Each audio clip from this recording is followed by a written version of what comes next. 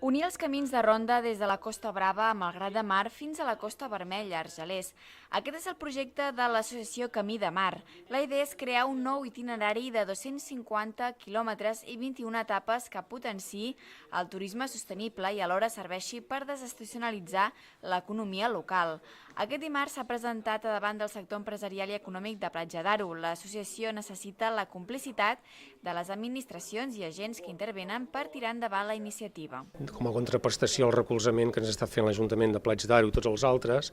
ens vàrem comprometre a donar coneixement al sector cultural i social i econòmic, sobretot, de cada ajuntament. A grans trets el que volem és posar en valor els camins de ronda actual de la Costa Brava, els volem unir, els volem lligar, els volem connectar i hem de fer un camí únic que vagi des d'Argelers fins a Malgrat. El tema està que és la unió física dels camins de ronda de la Costa Brava i l'enllaç del sentit litoral de la Costa Vermella a la costa francesa, del qual en surt un recorregut de 250 quilòmetres i 21 etapes.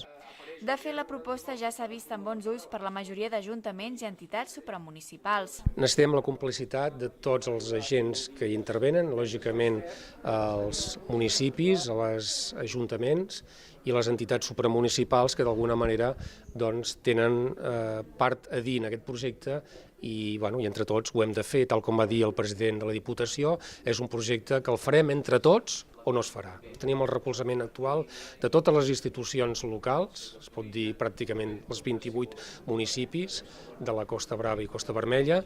i les institucions supramunicipals que ens estan recolzant, com serien la Diputació, Consells Comarcals, Generalitat, Parlament de la Mar d'Occitània i les altres entitats com cambres de comerç, etc. Actualment els camins de ronda a la Costa Brava estan tallats en 85 punts, per això la idea és fer un itinerari seguit per atraure el turisme de senderisme que pugui caminar durant el matí i a la tarda, fer un itinerari més cultural als municipis. Suposarà una gran millora, en primer lloc pels veïns i veïnes, fent una mica ressò del nom que té Platja d'Aro, 365 dies l'any, doncs justament la persona, els veïns i veïnes d'aquestes localitats costaneres en podran gaudir amb tot el que significa per salut i qualitat de vida. Llavors també els visitants, lògicament, també podran conèixer el territori per aquest mitjà de transport que és el més natural de tots i el més sostenible, com és el d'anar caminant. Podran fer l'itinerari a la carta, podríem dir segons les seves necessitats i disponibilitat de temps. Podran conèixer el paisatge cultural, que la nostra història i la nostra cultura són molt generoses i molt creatives i aquí la Costa Brava i la Costa Vermella són i han estat lloc d'inspiració i lloc de creació literària, musical, artística. En aquest sentit també nosaltres volem donar el valor que es mereix als itineraris interiors, que nosaltres en diem itineraris de terra endins, que també va ser una idea que ens va donar l'alcalde de Cervera, de la Marenda, a la Costa Vermella, que ja fa temps ho realitzen, ells en diuen